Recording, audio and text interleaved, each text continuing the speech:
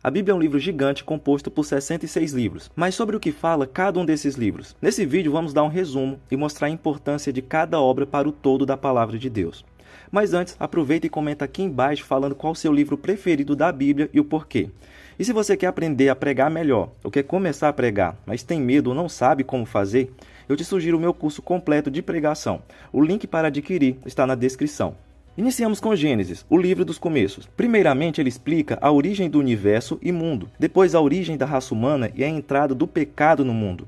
Por último, mostra a origem da linhagem eleita de Abraão, por meio da qual todas as nações do mundo seriam abençoadas. Êxodo é uma sequência da saga dos descendentes de Abraão, relatando a história dos israelitas que foram escravizados no Egito e sua libertação por intermédio de Moisés, que recebeu a orientação de Deus. O livro também descreve a entrega dos 10 mandamentos no Monte Sinai e a construção do tabernáculo, onde a presença de Deus habitava entre o povo. Levítico é um livro que contém leis e regulamentos divinos, rituais de sacrifícios e detalhes sobre o sacerdócio levítico dados por Deus. Ele estabelece normas de pureza e santidade, bem como instruções para a adoração. Muitas dessas leis eram destinadas aos sacerdotes levitas que serviam no tabernáculo. A ênfase é que o povo fosse santo, separado porque Deus é santo. Números segue a jornada dos israelitas pelo deserto após sua saída do Egito. O livro narra o censo da nação, várias rebeliões e queixas do povo e as instruções de Deus para a conquista da terra prometida. O livro tem o objetivo de demonstrar como Deus age em fidelidade com sua aliança, apesar da resistência do povo escolhido. Deuteronômio foi escrito como um tratado de suzerania, colocando Deus como autoridade suprema e a responsabilidade de Israel como um vassalo, bem como as promessas feitas caso o povo permanecesse fiel ao compromisso realizado no Sinai. O livro serve como lembrete das obrigações e promessas feitas por Deus. O livro de Josué narra a conquista da terra prometida por parte dos israelitas liderados por Josué após a morte de Moisés. O livro descreve as batalhas para a conquista de Canaã e a divisão da terra entre as tribos de Israel, cumprindo as promessas de Deus e Abraão. O livro de Juízes relata um período de turbulência na história de Israel após a conquista da terra prometida. Durante esse tempo, líderes controlados pelo Espírito, chamados de juízes, surgem para guiar o povo em tempos de crise e apostasia. O ciclo de desobediência, opressão estrangeira, arrependimento e libertação é uma característica marcante deste livro.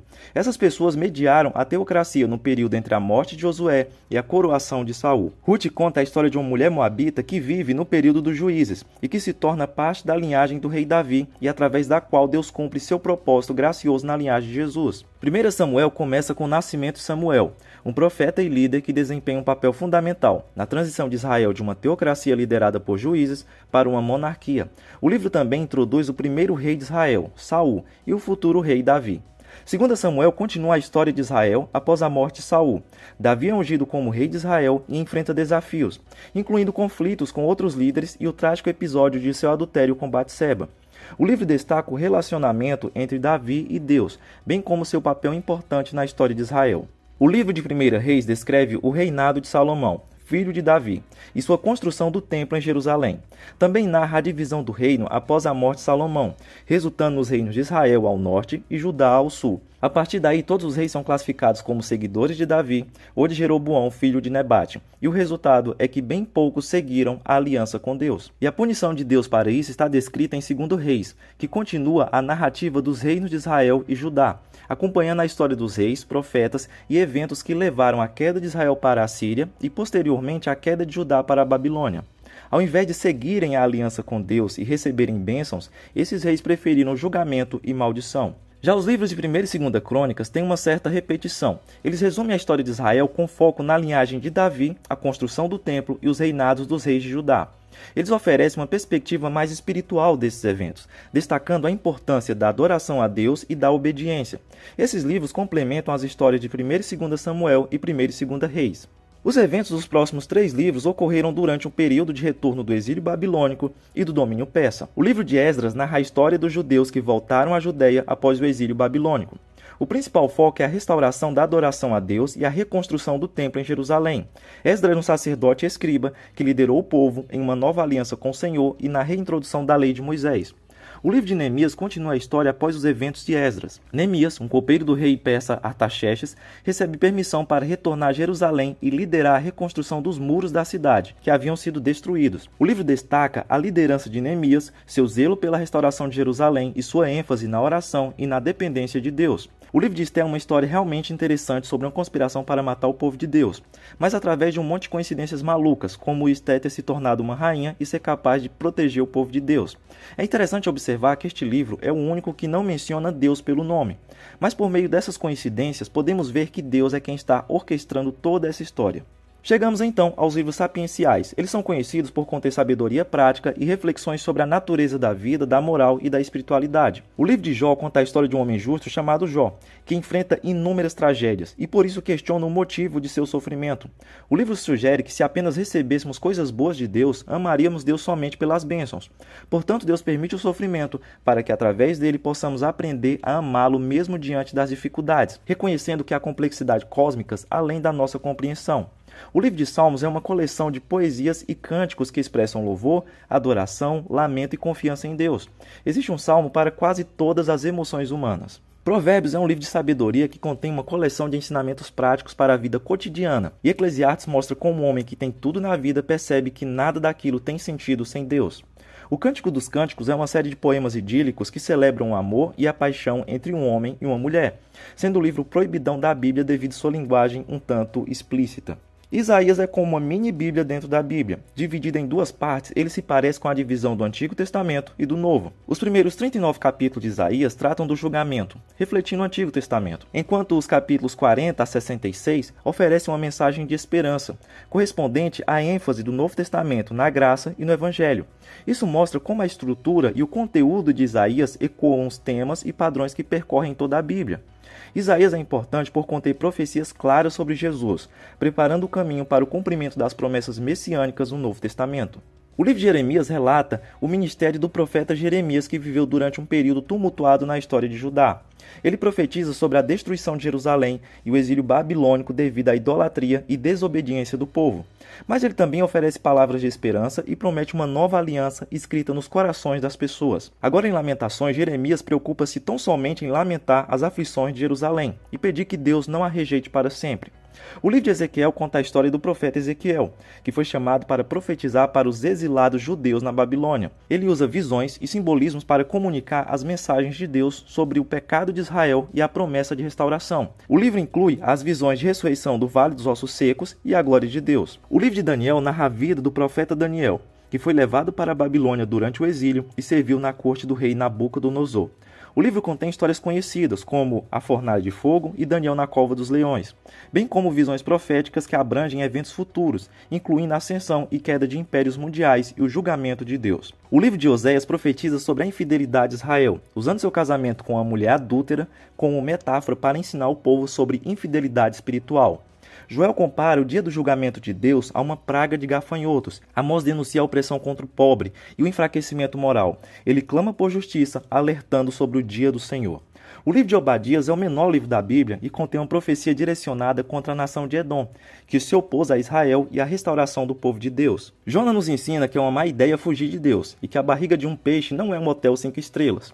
Nesse livro, Deus demonstra a universalidade da sua compaixão e graça, perdoando os pagãos arrependidos, enquanto Jonas se apresenta cheio de preconceitos e sem disposição para perdoar.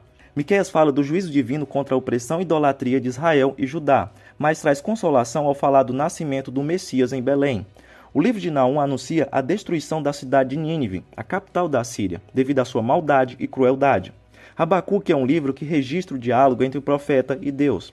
Abacuque questiona as razões para o sofrimento e a injustiça, e Deus responde que a justiça será feita em seu tempo, paciência. O justo viverá pela sua fé. Sofonias contém profecias sobre o dia do Senhor e a necessidade de arrependimento. O profeta anuncia juízo sobre nações e promete restauração para o remanescente fiel de Israel. Ageu é um livro que encoraja o povo judeu a reconstruir o templo em Jerusalém após o exílio babilônico, lembrando o povo da importância de priorizar a casa de Deus. E assim como Ageu, Zacarias incentiva o povo a reconstruir o templo.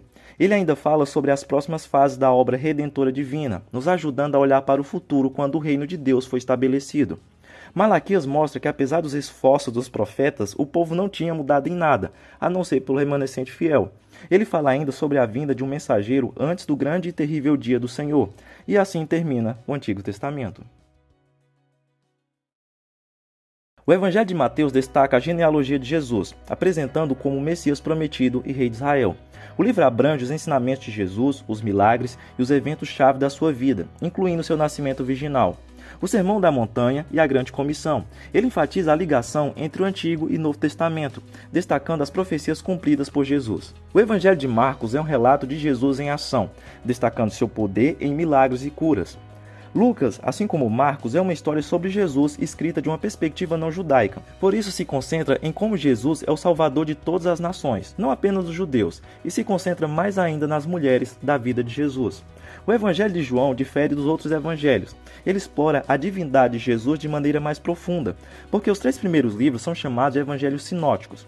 João apresenta Jesus como o Verbo, ou Palavra de Deus que se tornou carne.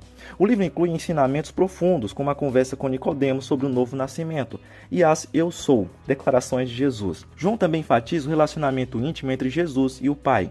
O livro de Atos é uma continuação do Evangelho de Lucas.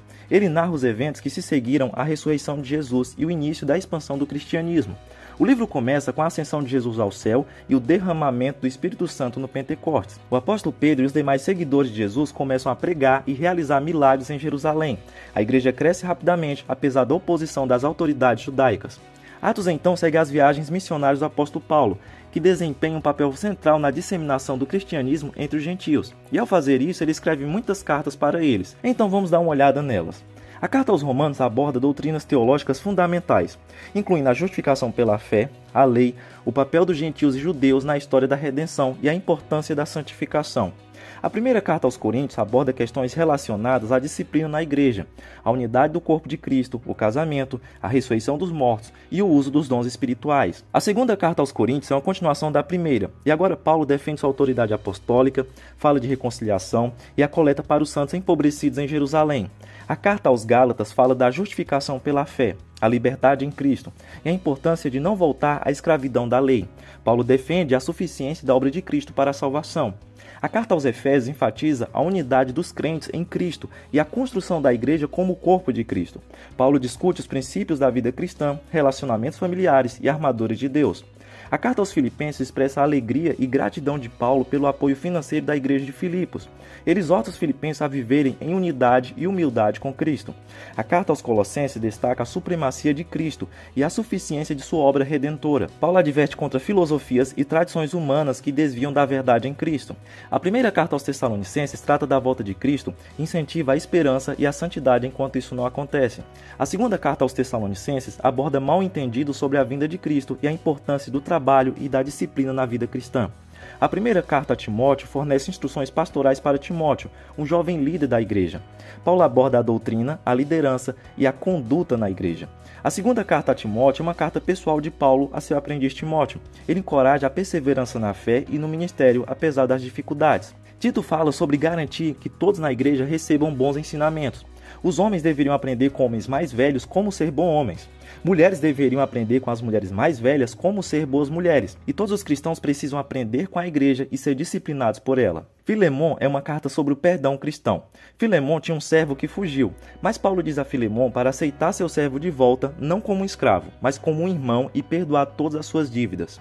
Hebreus conecta o Antigo e o Novo Testamento. Você se lembra de Levítico e de todas aquelas cerimônias e rituais? Qual era o propósito de tudo aquilo? O propósito eram ser sombras de Cristo. Mas agora que Cristo já fez seu sacrifício, não há mais sacrifícios necessários. O propósito ritual é levar nossas mentes para as realidades celestiais mais elevadas, porque Cristo é nosso sumo sacerdote no céu. Além disso, a carta enfatiza a importância da fé perseverante e encoraja os crentes a se manterem firmes, mesmo diante das adversidades. Muitos exemplos de fé são apresentados, como a fé de Abraão e de outros heróis da fé. A Epístola de Tiago, escrita por Tiago, meio-irmão de Jesus, aborda a importância da fé genuína manifestada em obras, exortando os crentes a viverem uma vida prática e ética. A primeira carta de Pedro fala sobre a esperança e a perseverança dos crentes em meio a adversidades, enfatizando a importância de viver de acordo com os padrões de Cristo. A segunda carta de Pedro, também escrita por Pedro, adverte contra os falsos mestres e exorta os crentes a crescerem na graça e no conhecimento de Cristo.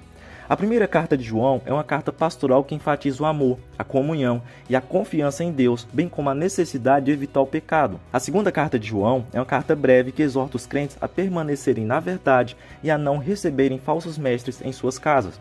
A terceira carta de João é uma carta pessoal que elogia a hospitalidade e a fidelidade dos crentes e adverte contra a arrogância de Diótrefes. A Epístola de Judas é uma advertência contra os falsos mestres e apóstatas, enfatizando a importância da fé e da oração.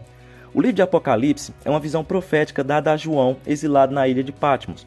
O livro começa com a visão de Jesus Cristo, que instrui João a registrar as mensagens que irá receber. João é orientado a escrever cartas para as 7 igrejas da Ásia Menor: Éfeso, Esmirna, Pérgamo, Tiatira, Sardes, Filadélfia e Laodiceia. Essas cartas contêm elogios, repreensões e conselhos específicos para cada uma dessas igrejas. O livro apresenta uma série de visões simbólicas que descrevem eventos futuros, como a abertura dos selos, o toque de trombetas e o derramamento das taças da ira. Essas visões revelam guerras, desastres naturais, perseguições e julgamentos divinos. O Apocalipse descreve a derradeira batalha entre o bem e o mal, culminando na derrota de Satanás e na criação de um novo céu e uma nova terra. O livro termina com a visão da Nova Jerusalém, uma cidade celestial magnífica que desce do céu, simbolizando a morada dos justos na presença de Deus. Será glorioso. Agora, se você não viu ainda, aproveita e clica aqui na tela para assistir um resumo da história de toda a Bíblia em poucos minutos. Até a próxima.